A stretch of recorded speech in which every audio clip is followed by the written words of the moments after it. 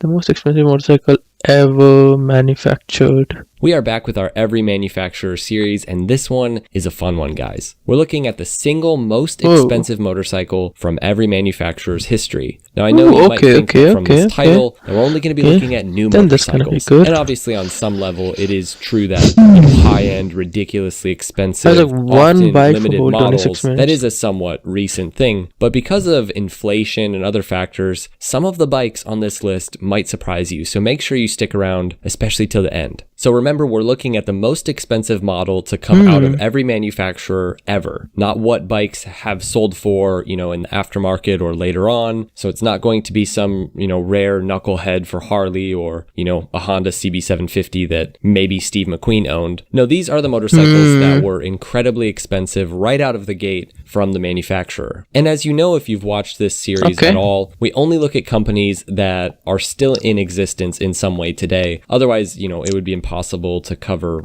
every single manufacturer ever. But in this video, we have included a few extra companies that we sort of missed in the last few videos. So I've neglected to include BSA and Norton, which isn't fair both to those companies, because they are truly back. And speaking of which, let's kick things off with the most expensive Norton motorcycle ever. Now for Norton, the two bikes that stand out are the V4 SS and then now the newly announced revised version of that bike, which is the V4 SV. With inflation over the past 2 years, they're basically the same exact price on the same bike. So expensive, but for ease, let's just focus on the new V4 SV coming in at £44,000 or roughly $54,000. Now, as far as I know, nothing from Norton's illustrious history, even with inflation, comes close to this. Let's say Norton in their heyday had released some sort of limited Commando in the early 70s. It would have still only cost like $5 or $6 grand at the absolute most. Like that would have been insane if it was that much. And that still would motorcycles not be are so as much limited. As this motorcycle. Every of course, this is out of so reach in terms of price for most riders, and in terms of specs, the bike really doesn't compare especially to limited high-end performance machines from the major manufacturers who also, sell limited special race bikes in this price range. So if you're going to drop $50,000, $60,000 on a crazy sport bike, this probably isn't the one to get. But when you think about how small Norton is as a company and the fact that these are essentially hand-built special bikes, it's not that crazy. I do love the top comment on 44 Teeth's first ride of this bike. This person says, Norton, delivering yesterday's performance at tomorrow's prices. And that's not too far off at this point. Small manufacturers like MV Agusta have been making high-end sport bikes that were better than this bike and faster than this bike like 10 years ago. So Norton really does need to still in love with riders with deep pockets beyond just investors are going to consider bikes like the only V4 SV bike beyond that it just being, a collector's bike, which is pretty much all it is at this point. Now for BMW, many of you will be familiar with the S1000RR. Their long-running leader bike made to compete with the likes of Japanese and Italian superbikes. That bike in and of itself is not a cheap motorcycle. And then of course, the M1000RR has a current base price of $32,995, though when it first came out, it was actually closer to about $38K. But the BMW motorcycle with the largest price tag goes to the HP4. Now this bike isn't so much a race homologation as it is really just an engineering feat from BMW. And one word that should come to mind when you think about the HP4 is carbon. The chassis, the rims, like most of the main components on this motorcycle are made of carbon fiber. If there's any point where they can make something carbon fiber for this bike, it's that. This bike and it's very expensive because of this. Apparently it takes 4 workers 1 week just to form the chassis for this bike. And with a price tag of $78,000, you're going to need some deep pockets if you want this one. This bike makes about 214 horsepower at about 14,000 RPM and weighs 322 pounds dry. And that weight is really what stands out for me. What's the weight?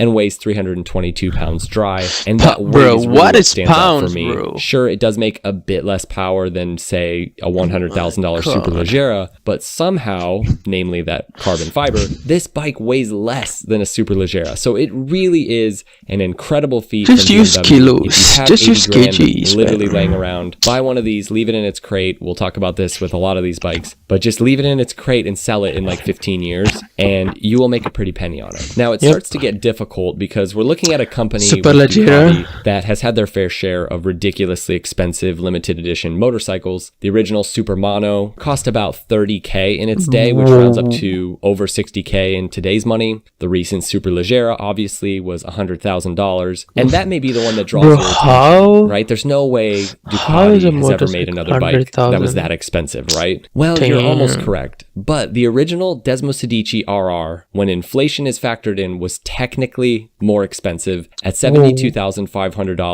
for the original MSRP in 2008, and that is exactly $100,249 today. So the Desmosedici RR is literally $250 more than the current $100,000 Super Leggera, which is crazy. And interestingly enough, it was actually produced in much larger quantities than the Super Leggera. This bike, well, in some ways it made Ducati a ton of money. Some 1,500 were made. Now, the Desmosedici RR really is a different kind of motorcycle, technically speaking. This was a replica of their current race bike. Every other RR V4 looks standing for sick. racing replica. Now, the story behind this bike is pretty crazy, and it's But I honestly don't like the worthy new of an one. entire video in and of I itself. think they This messed really up the was headlight a race of bike, the not new necessarily V4, I guess. performing at the level of a MotoGP bike at the time. In fact, they were I very don't like it cantankerous personally. and difficult, and you could buy a regular Ducati sport bike from that time and get better performance. But it did have many of the quirks and really just problems that come with owning this kind of crazy high revving hyperbike. And what's funny is the fact that it came with a 3-year warranty, with many of the Ducati dealerships having no clue how to work on this crazy machine. And besides the service fiasco, there's also the fact that 1,500 units was not the original projected run. People who bought this bike for 72 grand in 2008 when it was announced thought that they were getting, I believe, only 500 bikes. So, you know kind of how limited it is when you pay that kind of money. And then Ducati just decided to make a whole bunch more because obviously it was just an absolute cash cow for them. So yeah, pretty interesting story. Ducati has many other strange bikes in their history. Again, all of them worthy of their own videos. But this, the Desmosedici RR, takes the cake for the most expensive Ducati ever. Now for Honda, you might think that the NR750 is the most expensive Honda to ever be released, with a $50,000 price tag way back in 1992, which comes out to about $106,000 today. And at the time, I believe that was the single most expensive production motorcycle ever. But actually, the price for the most expensive Honda to ever be released goes to the Honda RC213 VS with a price tag of $184,000 in 2016, and it's still currently made. This is basically Honda's MotoGP bike. Literally, the GP bike goes by RC213-V, and this is -VS. Obviously, there are quite a few differences, especially if you don't get the extra kit that is available, bumping the horsepower way up. I mean, in stock form, this bike doesn't actually make that much power, but with the kit, you get well over 200 horsepower, but you're still not really close to what MotoGP bikes are hitting. Those bikes are hitting around 300 horsepower. The weight on this bike is low, almost MotoGP low, but in the end, this bike makes little sense for the price that it's at. There's much better options if you want, I'm expecting a at straight least out of the crate MotoGP bike. I'd never 70 say to this, but the 75% Super Leggera of the really was performance. the value buy in this segment at 100K. In the end, it's more of a collector's piece. In fact, recently a RC213 VS left in its original crate sold for well over 200K, making it the most expensive Japanese bike to ever sell at auction. So these are collector pieces. I don't love that. I think it's pretty lame. Sometimes bikes like this that aren't this pricey, that are say maybe more like 40 or 50K, people will use them as track bikes if they really have deep pockets. But otherwise, these bikes are just way too expensive for most people to actually use. All right, I told you guys that I would include BSA. So here we go. Yeah, the truth is there have not been very many expensive BSAs, especially since BSA missed out on the whole limited edition phase.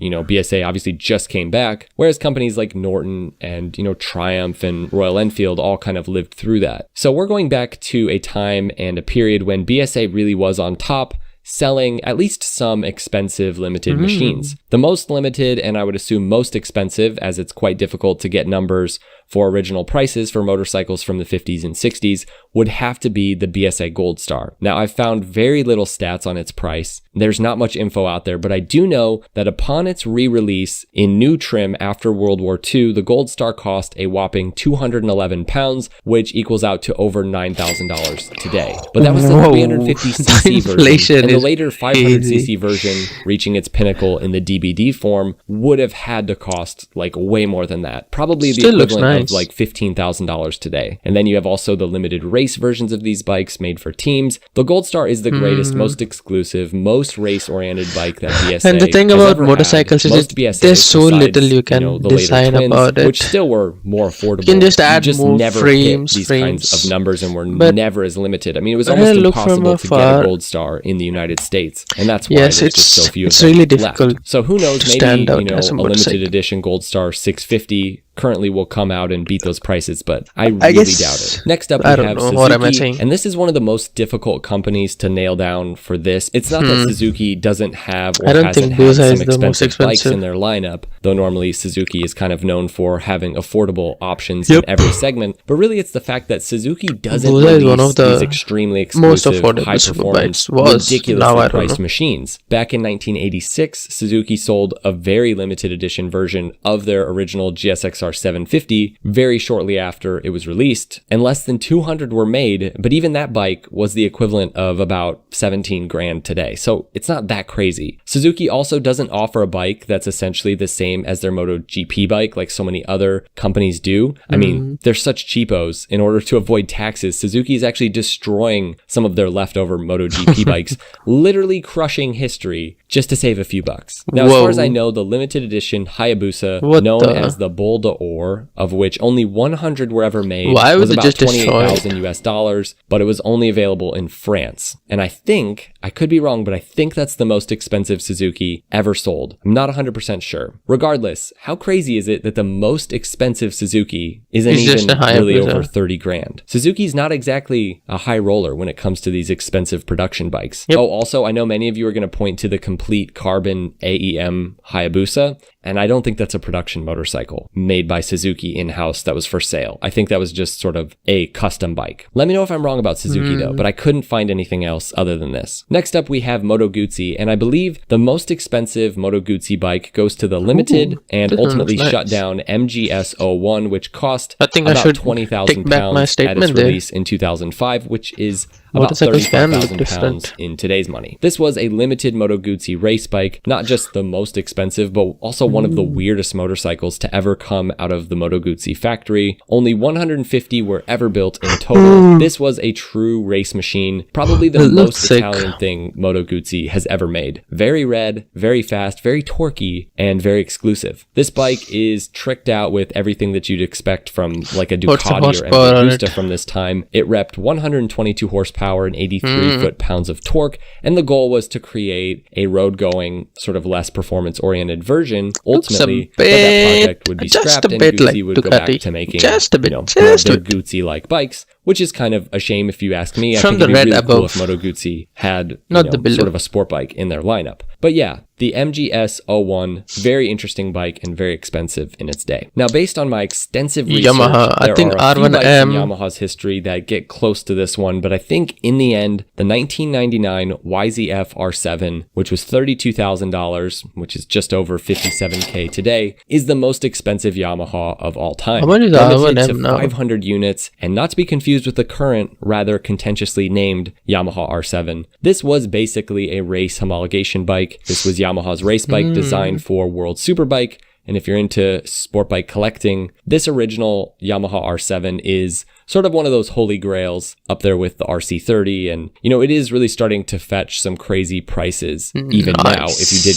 get your hands on one. If a company does release a bike like this today, whether it's, based on a race bike or just some sort of crazy limited, crazy expensive and exclusive one of these motorcycle, and let's say you have 100 grand laying around, it's not a bad investment to just buy one. Never open the crate, buy it, never use it, and then sell it 15 years later. And you'll probably make some money on that investment. It's kind of boring and lame to never start a motorcycle, but that's where it's at apparently. All right, let's look at Harley, and of course they've had their fair share of special edition motorcycles with limited runs that were, well over $30,000, but it's actually the CVO Tri-Glide at a balmy $50,000 that wins the prize for the most expensive production Harley Davidson ever. And who knew it would be so much to just add 2 more wheels? No, it's really because of this model and what it is. The CVO models for Harley are essentially fully loaded and limited kind of custom cruisers, and it's really taking this whole Looks like cruiser it's a thing to the car absolute engine. max with all the features. And so the trikes from Harley already having like a hefty price tag means that the CVO version is just going to be that much more crazy and expensive. This bike starts at $50,000. That's where it starts. So trust me, it can get way up there in price if you really customize it. Maybe you want spinners on your trike. I don't know. But think about the kinds of motorcycles that you can buy at this price point. You know, limited edition, one-off sport bikes. Well, not one-off, but very limited ones. The absolute best of Ducati and MV Agusta. Like, you could buy a Brutale 1000. You could buy a very limited edition MV Agusta. I think it's comfortable as a car, you could buy a Ninja H2R. So it's not the best value proposition. Oh, we haven't reached Kawasaki yet. Okay. I believe, the most expensive Harley that you can buy. All right, for Kawasaki, I think it's safe to say the most expensive production Kawasaki ever goes to the Ninja H2R, the 326 horsepower, supercharged super bike, and it will set you back 56 grand currently. And it's hard to really understand what the point of this bike is, honestly. And I don't mean that in a bad way. It really is in many ways a collector's piece, as it's not street legal. It's not exactly a useful bike for the track. Sure, it's powerful and it has ridiculous top speed, but any of these other sort of ready-to-go race bikes will absolutely run circles around an H2R on the track because it's a big, heavy bike. And, you know, obviously, it's more of a drag racing bike. I think the H2R stands out really as such a unique design and also engineering feat, a sort of audaciousness that just isn't seen in the motorcycle world anymore. I think H2 is Super Leggera is cool, but H2R it really is just a way mix of the too powerful for a MotoGP normal tech, human being. You know, like all the other bikes on this list. So if you want a truly crazy, unique motorcycle that's not really based on anything, that is special in its own regard, it just is what it is, I think that this is the bike to get. If I had $50,000 laying around and I had to buy a new motorcycle, I would probably for just that buy kind a of fleet of Interceptors. No, seriously, I would buy this bike and I would leave it in a crate and I would take it out in 50 years and sell it for a fortune. Because I really do think the Ninja H2 and H2R are some of the craziest motorcycles of our I'd love to own era. one. For Indian, there aren't as many production bikes hitting the prices that Harley hits, and there have been some limited edition baggers that get close to 40K, but I believe the most expensive technically production bike from Indian ever was the $50,000 limited FTR 750s, of which only 50 were made. And this is essentially their 750cc race bike. It's not like you can just throw a headlight on it and head out, you know, which is sad. That's what I want from Indian. I think it's time for Indian to make a 750cc production version of the FTR at a way lower price than the 1200 or even a 500cc version if they wanted to. I was looking through last night, not last night, like few days ago, I was looking through 750, you got some other cool normal perks, people like can buy MotoGP bikes, isn't really but that it's great really of a perk. expensive. It's not that expensive, but I'm sure you get to do some other cool stuff. Also, you do get to get like free lessons on how to ride a flat track bike. So, you know, so you can yeet your $50,000 race bike into the grandstands. Or let's be real, they're probably six figures at least. A 125cc dirt bike. But it's still cool. Again, it's not that expensive probably to get a flat track racing lesson. It's not $50,000. I think many of the people who do get their hands on one of these 50 bikes were former racers, and they were given the option to have their own number on the bike, I believe. Now, the recently announced RSV4X Trenta was close to topping the most expensive Aprilia of all time. 50 race. Why did I skip it here? The people who on a 125cc dirt bike, but it's still cool. Again, it's not that expensive probably to get a flat track racing lesson. It's not $50,000. I think many of the people who do get their hands on one of these 50 bikes were former racers, and they were given the option to have their own number on the bike, which is really cool. And man, what I wouldn't give to have one of these beautiful machines. The Indian FTR 750 race bike is just such a beautiful bike. So amazing, so much slimmer and sleeker than the 1200. And come on, we need a production version of this. Anyways, that's the most expensive Indian of all time, I believe. Now, the recently announced RSV4X Trenta I've been looking for this. To topping the There's most no expensive video about Aprilia this of all time, but it's actually a different bike, the RSV4 FWGP, which is I'm talking about this RSV4X Trenta. I haven't seen any videos of this. I don't know why. I've been searching of it in track or just performance. I haven't found any. the weight to power ratio is crazy on was this bike. close to topping the most expensive Aprilia of all time, but it's actually a different bike, the RSV4 FWGP, which is essentially an RSV4 GP bike straight from the Aprilia racing program. This bike will set you back $83,000. So Aprilia is right up there with the most expensive bikes on our list. In terms of performance, when looking at these limited edition bikes, essentially race bikes, this one wins in terms of specs. Over 250 horsepower. Honda's $100 and some $1,000 bike does not make this kind of power. This bike is pretty much as close as you're going to get to owning a MotoGP bike, and buying one of these factory GP bikes from Aprilia comes with some cool exclusive Italian perks, like you get a free trip out to Aprilia's racing headquarters where they'll help you with your on-track skills. In many ways, bikes like this and others they're about the exclusivity, they're about the experience, and clearly I'm not yet in that category, and even if I was, I think there's other places I would spend 80 grand. But hey, pretty cool on Aprilia to really open up the racing department and their tech in ways that no other company has. And as much as, 80 grand sounds like a lot, it's really not that crazy. For KTM, there was talk of bringing a limited 100 unit version of the RC16 MotoGP bike that would cost well over 100 grand. But as far as I know, that has not happened. But KTM did release and sell out in minutes their new RC8C production race bike, of which only 200 were made at 40 grand each.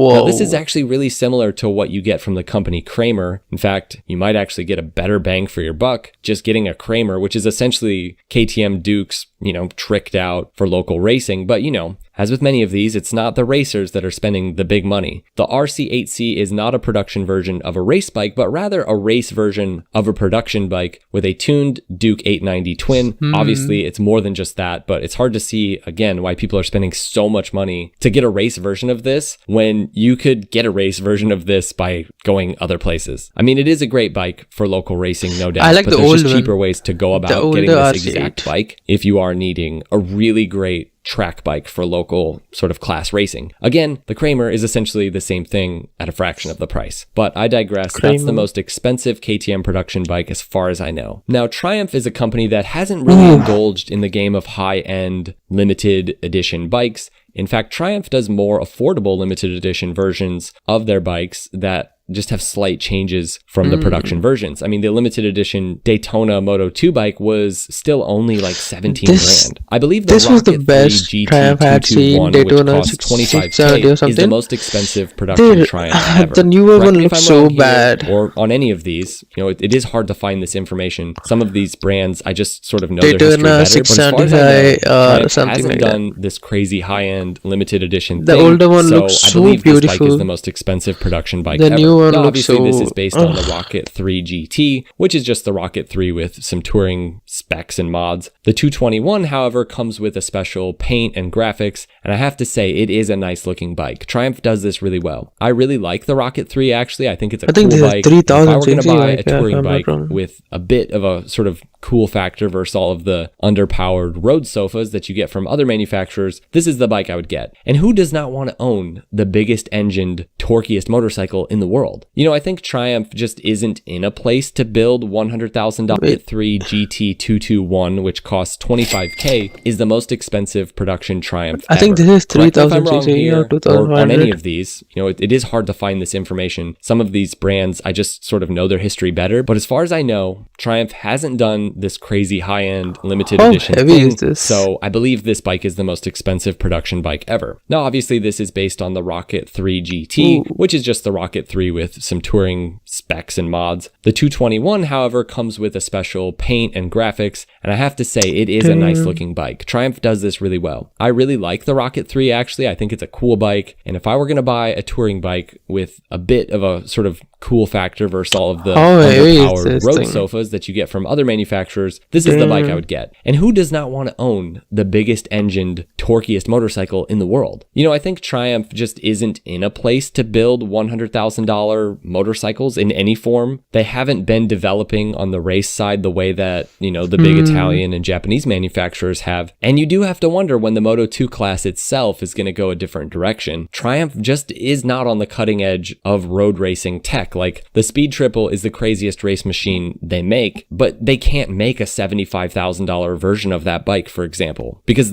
that's the best they can do. Like, that's the fastest, craziest motorcycle it seems like they can make. They just don't have the chops to make a completely like carbon fiber version of a speed triple that makes 240 horsepower. You know, you really have to have a racing department to be able to do that kind of thing, which is fine, honestly. You know, they know how to do limited edition bikes in their own way. And even though sometimes it is a little silly because it's just a paint job, they're never that expensive. So it makes them money and they do it their way. And I think it's better than what Harley has done with some of their $50,000+ bikes that really are not worth it. So yeah, that I believe is the most expensive Triumph ever. Now I have a feeling this one's going to be really difficult. I really have no clue what the most expensive Royal Enfield ever is. So just give me a few minutes and I'll go find out. And while you guys wait, I want you to think over, do you think it's going to be more than 10K or less? I don't think so, honestly, but just hang on and I'll be right back. Okay, so I believe the most expensive Royal Enfield motorcycle to be released by the company, well, as of late, it's going to be the upcoming 120th anniversary Continental GT at a whopping $8,500 US. But I believe I've found a more expensive bike. The original Interceptor, when it was released back in 1960 and really culminated in 1970, well, that 6970 model cost $1,495 US, which is over $12,000 of purchasing power today. And since the original Interceptor 700 is still the sportiest, most performance-oriented bike the company has ever released, this was one of the fastest motorcycles in the world at its time. I believe really fast, that is really the most loud, expensive really Royal Enfield grunty of all time. Correct me if I'm wrong, but I don't think I'm wrong. I could be, but I don't think so. For MV Agusta, and this is our last one, I actually thought it was going to be the final version of the F4, that amazing Claudio version, which in my opinion probably should have been priced higher, but you know, with all the ridiculous carbon fiber drippings. But no, it's actually the 2007 F4cc, which at its release cost a ridiculous $120,000, which would be over $170K today. MV Agusta's F4s have had lots of crazy versions. The 312 is one that I think of, which broke the gentleman's agreement of sort of limiting the top end speed of sport bikes. Also the crazy Serie Oro versions, which all topped, you know, $50,000. Nice. And even the new Super Veloce 100 Serie Oro, which is going to be over 50,000 pounds. But no, this bike is a different level of crazy. CC stands for Claudio Castiglione, and as many of you know, the Castiglione family are responsible for resurrecting MV Agusta, and this version was limited to 100 units. At the time, this version of the F4, which was already one of the fastest, raciest bikes in the world, so well, this version was the fastest. Oh, you know what else is massive? On limiting weight, high-end materials, and creating more power. This bike has loads of bare carbon fiber on it, especially for the time. Over 90% of the bike is handmade versus the standard F4 from the time. But again, it's the experience. You know, when you received your F4cc, it was like more of a ceremony than a delivery. You got this exclusive leather jacket. Nice. The F4cc really paved the way for limited high-end exclusive motorcycles. I think that many of the major manufacturers have taken cues from MV Agusta in this regard. They're just so good at it. Nobody does this like MV Agusta with all the packages and things you get with your bike. And though most of us will never own a motorcycle like this, or like most of the bikes on this list, you know, we can still have fun dreaming of owning something like this bike. So which bike on this list, regardless of the price tag, forget about price, which one would you want to own? Let us know down in the comments, and I hope you guys enjoyed the video. There's so many. I think I'll own everything. How we can continue this Every Manufacturer series. And I think I like everything. Hope you guys enjoyed it. We'll see you in the next one. Ride safe. Let me show you all my bike. Where is it?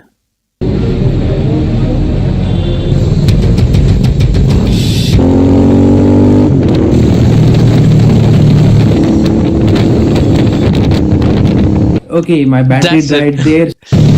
I'll show a little of it.